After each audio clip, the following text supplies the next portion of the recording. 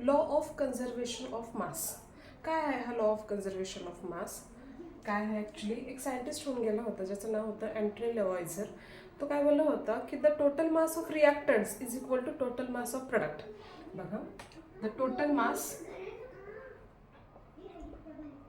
Of रिॲक्टंट्स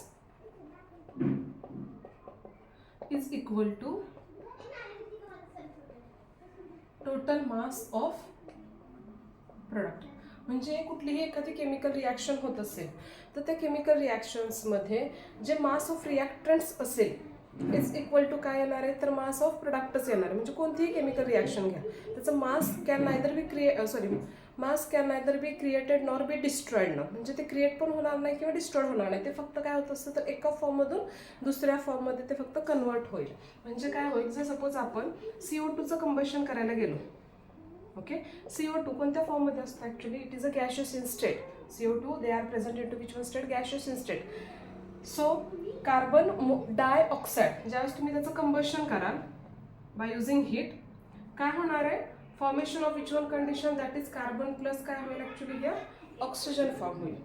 now so the mass of कार्बनचं जर मास घेतलं तर ते किती असतं ॲक्च्युली 12 असतं, प्लस मास ऑफ ऑक्सिजन किती असतं 16 इंटू काय करावं लागेल आपल्याला 2 करावं लागेल.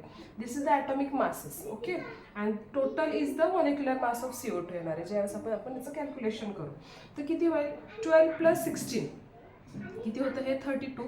म्हणजे किती येणार ॲक्च्युली 4 + 4 ग्रॅम. ठीक आहे. So this is the mass of CO2. म्हणजे काय, तर mass of reactants. This is the part of your रिॲक्टंट्स.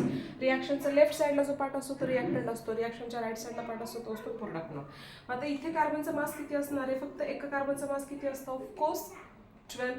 Mass of oxygen किती येणार आहे 16 इंटू नंबर ऑफ ऑक्सिजन्स किती असतील 2. सो 16 इंटू 2 म्हणजे किती झाले टोटल 32 ग्रॅम. आणि हे किती होणार आहे 12. सो अगेन जर तुम्ही एकदा परत ॲडिशन केली तर टोटल जर मास घेतलं तर ह्या दोघांचा टोटल मास किती असणार आहे 44 ग्रॅम असेल. Okay, so this is the mass of which one product. हा पार्ट आहे आपला रिॲक्टंटचा, हा प्रोडक्ट आहे पार्ट प्रोडक्टचा. टोटल मास दोघांचं जरी घेतलं तर दोघांचं मास किती येतं 44 gram of reactants, 44 gram of product. This is the law of conservation of mass.